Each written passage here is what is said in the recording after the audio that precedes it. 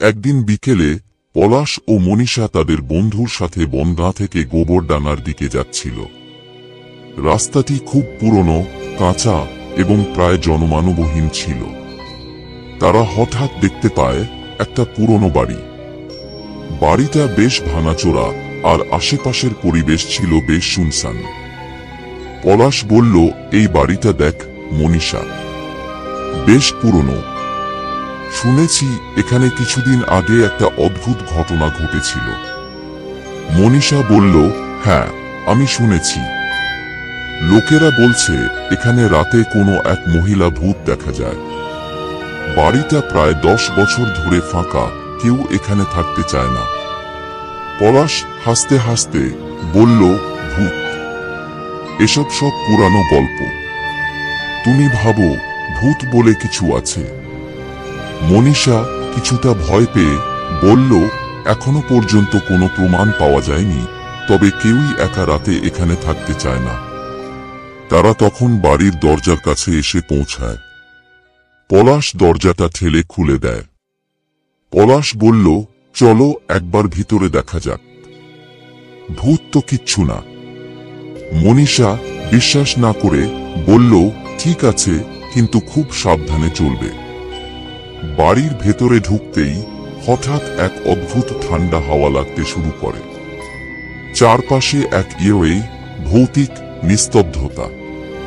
কিছুক্ষণ পরে একটা অদ্ভুত সাঁই সাঁই শব্দ শুনতে পায়। মনীষা বলল, পলাশ, তুমি শুনছো তো? কিছু একটা এখানে আছে। পলাশ বলল, হা হা, কিছু নেই। এই সবই পুরনো বাড়ির ভয়ানক শব্দ।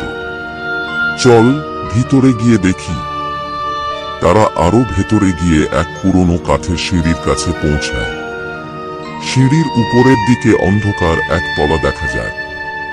হঠাৎ সেই অদ্ভুত সাঁই সাঁই শব্দ আরো তীব্র হয়ে ওঠে।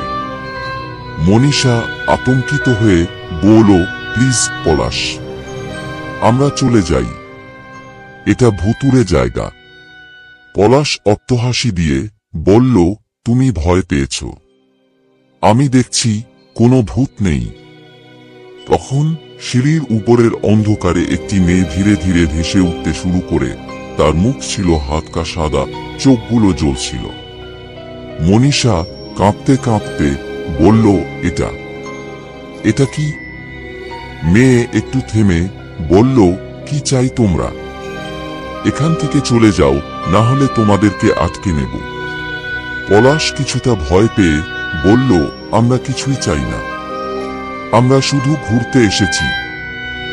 মেয়ে এবার একরকম ঝাঁকুনি দিয়ে বলল, তোমরা এখান থেকে চলে যাও, না হলে পরিণতি হবে ভয়াবহ।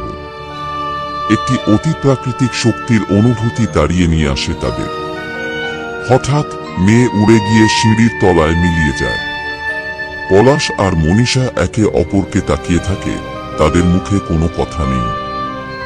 মনীষা বলল, দেখলে, আমি বলেছিলাম এখানে কিছু ভুতুড়ে ব্যাপার আছে। পলাশ একটু ভয় পেয়ে বলল, ঠিক বলেছ, তবে এটা যে এত ভয়াবহ হবে ভাবিনি। তারা তাড়াতাড়ি বাড়ি ছেড়ে চলে আসে। মনীষা তীব্রভাবে কাঁপছিল। পলাশের মুখে হাসি আর নেই। পলাশ বলে উঠল, এটা ঠিকই ভয়ঙ্কর ছিল, আর কখনো এমন জায়গায় যাব না। মনীষা শ্বাস ছেড়ে বলল, তুমি যখন বলছিলে ভূত নেই, তখন আমি বিশ্বাস করিনি, কিন্তু এখন জানি ভূত হয়তো আছে। এভাবেই তাদের গল্প শেষ হয়। বনগাঁর সেই ভুতুড়ে বাড়ির কাছে আর কখনো ফেরেনি তারা। এটা একটি কল্পনাপ্রসূত ভূতের গল্প, যা কোনো নির্দিষ্ট কপিরাইটের আওতায় নেই। গল্পে বিভিন্ন ধরনের ভয় এবং রহস্য আছে, এবং চরিত্রদের মধ্যে কনভারসেশনও যুক্ত করা হয়েছে।